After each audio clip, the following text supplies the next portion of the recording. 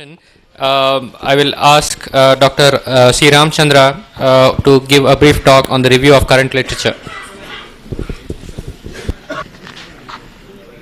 I was given a total of close to 120 abstracts to review.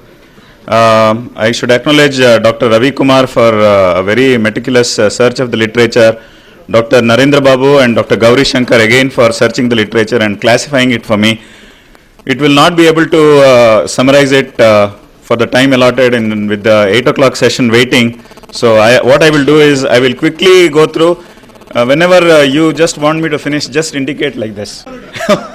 No, I have to start. Okay, I will just go through briefly. Most of these abstracts are full-length articles are available in the CD given to you in the insert.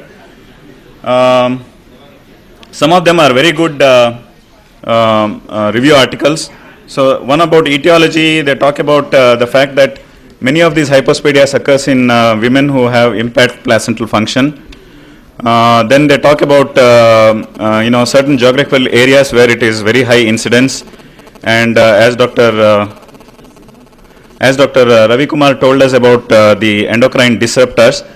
And then there was this nice study about the anatomy of the normal male, where Fischner from Germany told us that when he analyzed 500 men who come for TURP, they found that about 14% had very anterior hypospadias, that is 65 men. And there is this nice article about vascularization of the prepuce in the Journal of Urology, which talks about various types of vessels which are found in this thing.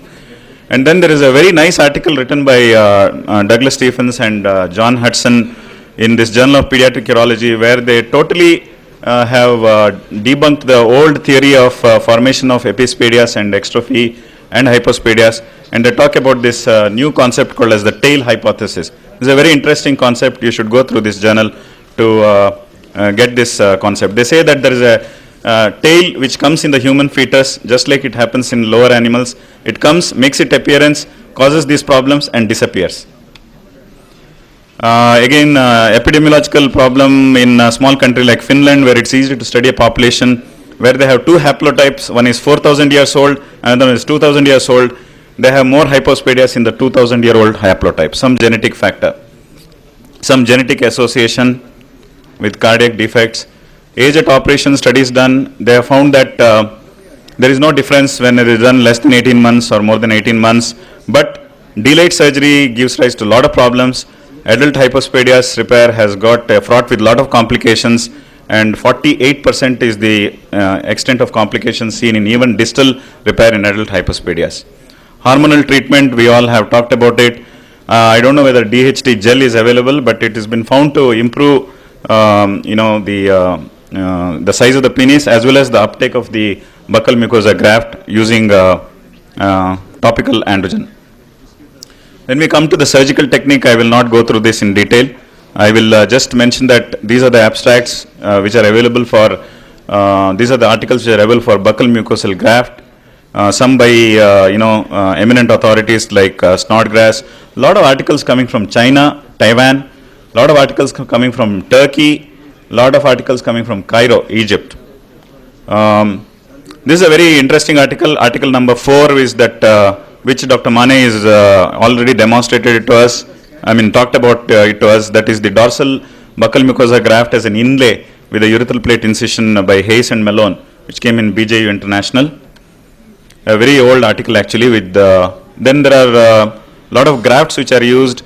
There is a huge number coming from Peshawar in Pakistan.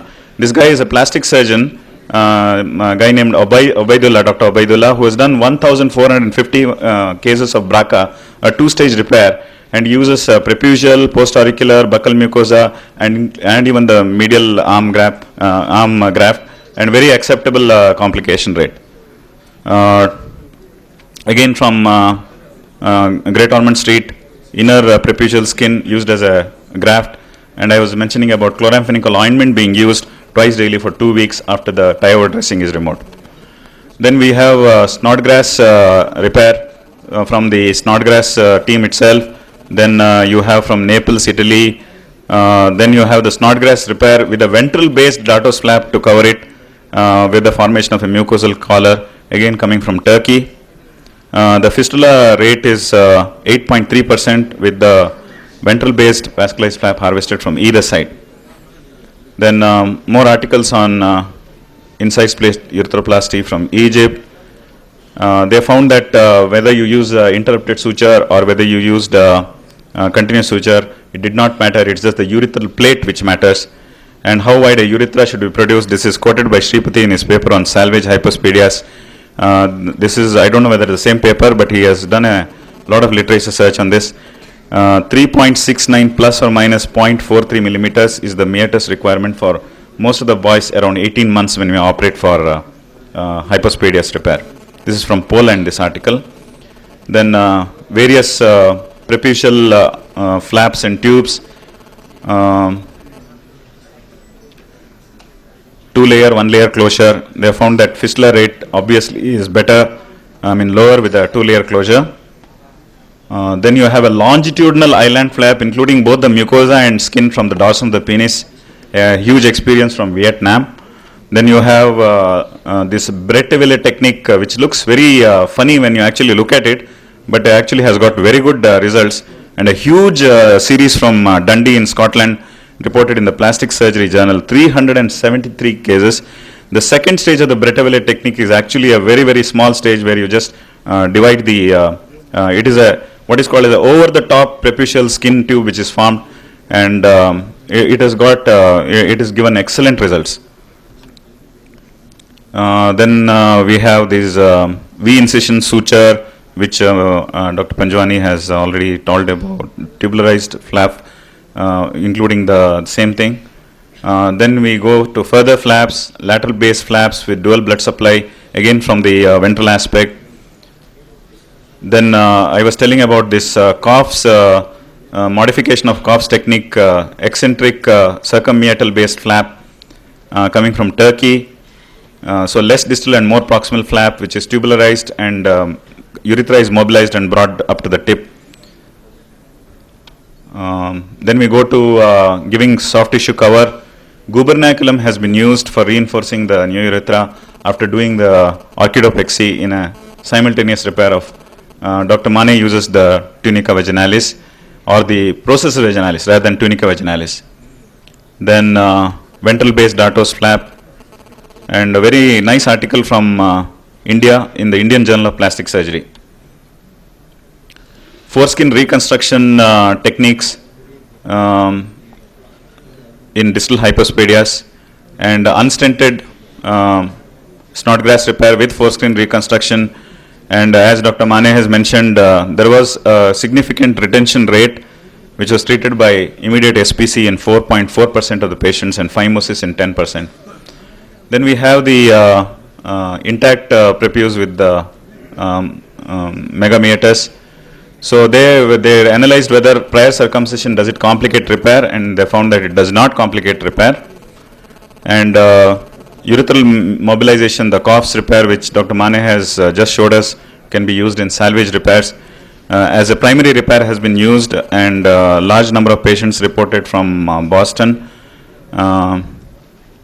Urethral mobilization and advancement from mid-shaft to distal hypospadias. And he says up to 3 times the length you have to mobilize. Then there is this interesting article, Glenn Anderson's technique modification, 2-stage correction. I think Sripati will tell us about it tomorrow. 31 patients this surgeon has operated in a 2-stage, and he has shown very good results, cosmetic as well as functional results. Then we have these, we have included these abstracts of the classic papers which have appeared about hypospadias.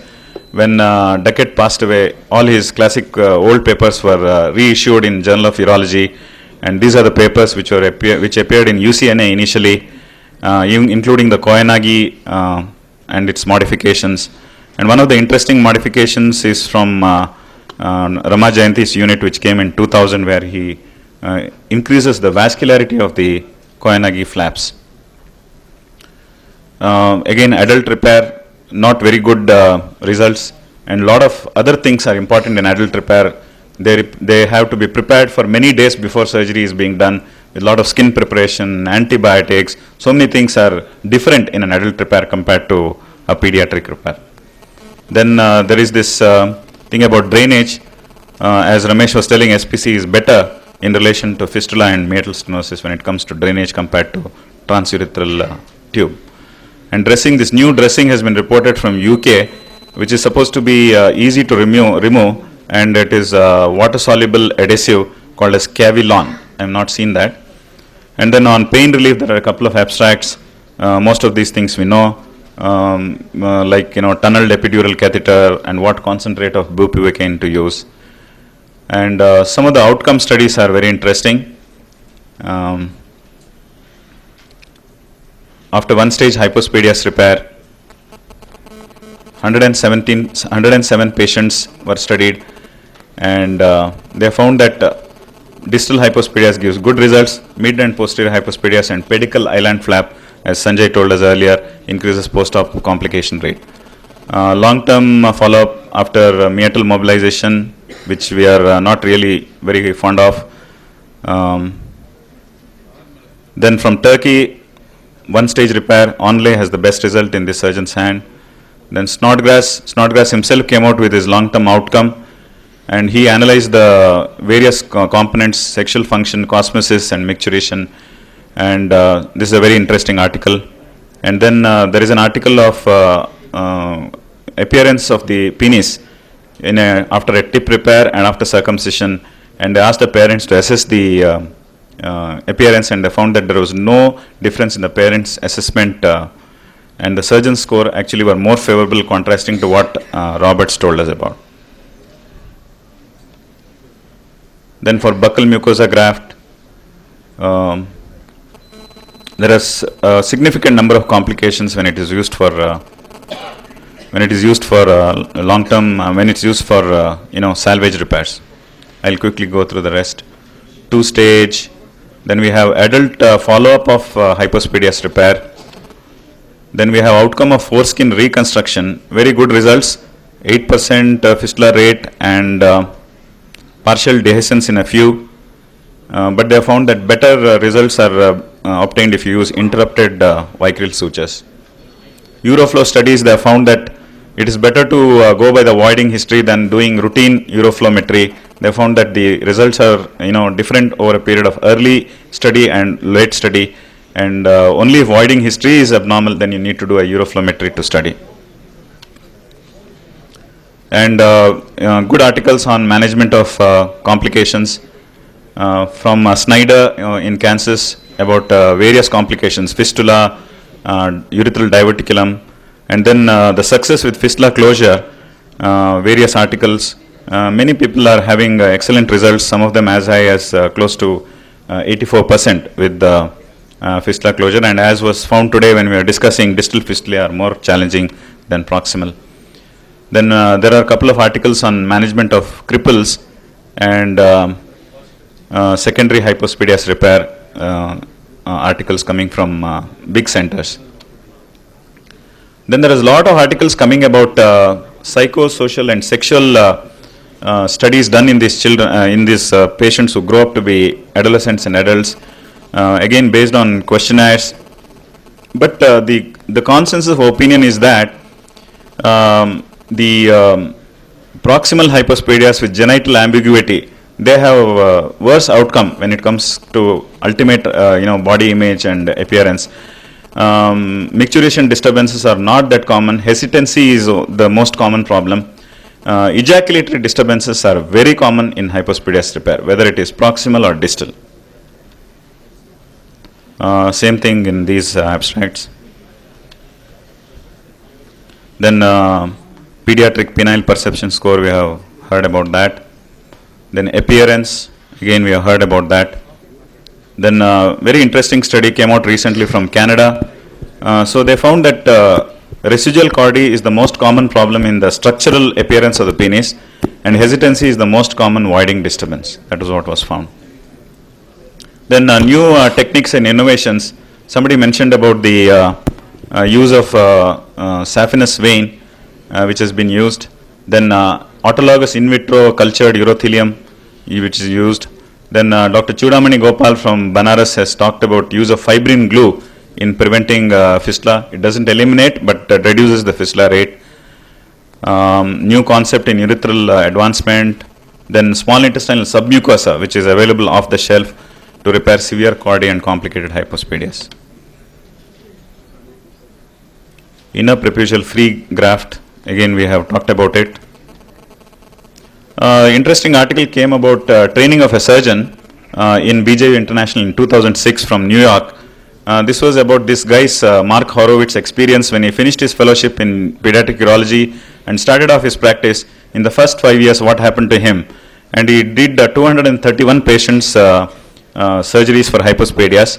The fistula rate declined from 23% in the first year to 6% in the fifth year as he started doing more and more hypospadias.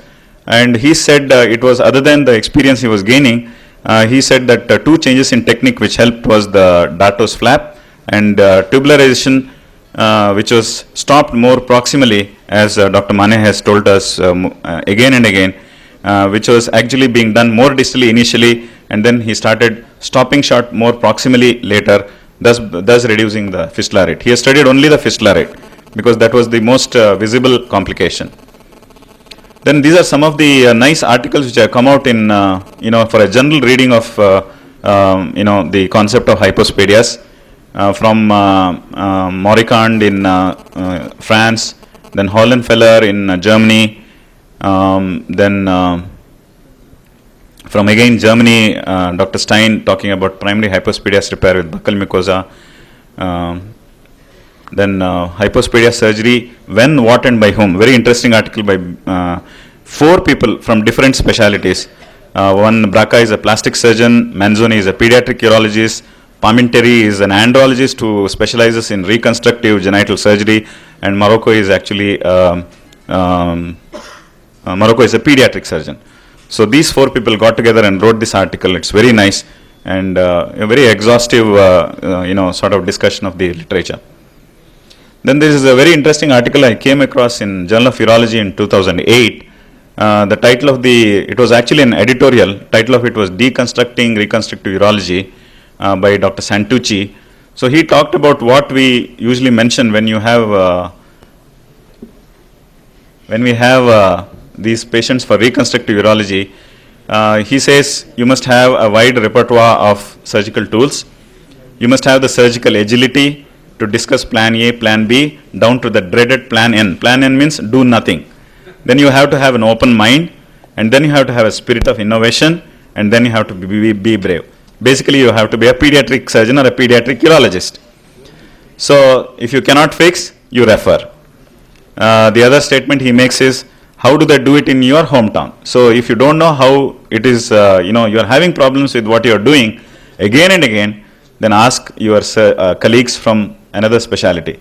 Talk to your urologist colleagues, talk to your plastic surgeons, find out what they are doing for various tissue defects. And he asks, when will off-the-shelf urethral material be ready for prime time? So it's a very interesting article. Can we prevent hypospadias? This article from Baskin from UCSF says, yes, we can.